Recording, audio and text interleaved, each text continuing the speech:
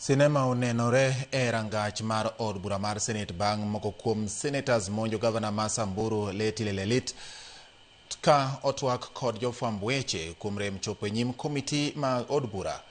Gavana Leleti oseyo senetas kuom duoko piny luor ma Senate nigodo ka osingo mar dhi ndiko ripot e tesend obila ma biro bang' riwruok mar Governors e komiti mar Senate mar Sipak kuom koto pesa kuom governors ma chopo e nyimgi mar duoko penjo. Jafwambo marwa mar siasa Chris Owino leronwa wachni gi kukune.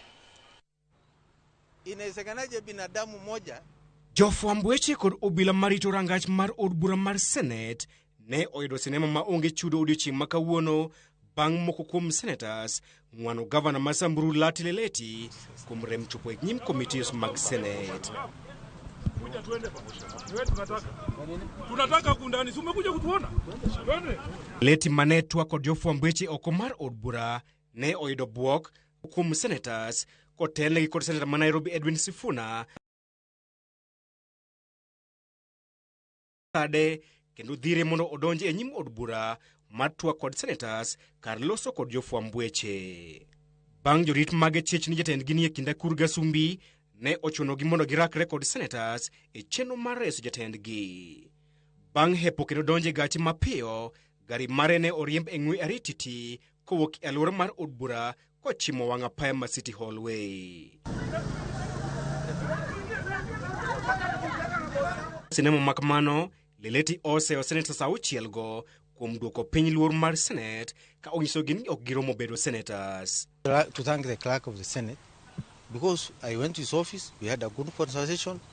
I showed him the letters that I wrote, and I think he was satisfied of all the things that I have done that somehow told the truth about the whole story. Then we bid well with the clerk. I sat and signed some condolences books for 3 members who had lost their lives. God rest them in peace, in eternal peace. I had nothing else. I was just walking, and I say again, I had nothing else. I was just walking outside to go back home, but the media caught me when I was outside Parliament. And I want to confirm that I was outside Parliament. When I was addressing the media, 3 senators, Sifuna, this one from Migori, and this other one from Kisii, I think there are 4. There was also one from Ukambani, came and started assaulting me. Leleti oyango ni ochano dhi ndiko ripot e tesend obila e wi okang' mar senetas monje oko mar od bura ka bende osingo ni ok obi chopo e nyim committees mag Senate nyaka spika mar od bura mar Senate miye singo ni ngimane ok ni kama ng'aw. I'm going to the police station now to file a case, and there is enough evidence from the cameras on how these people attacked me from behind. That is one. I want also Kenyans to make judgment on what those 3 goons did today.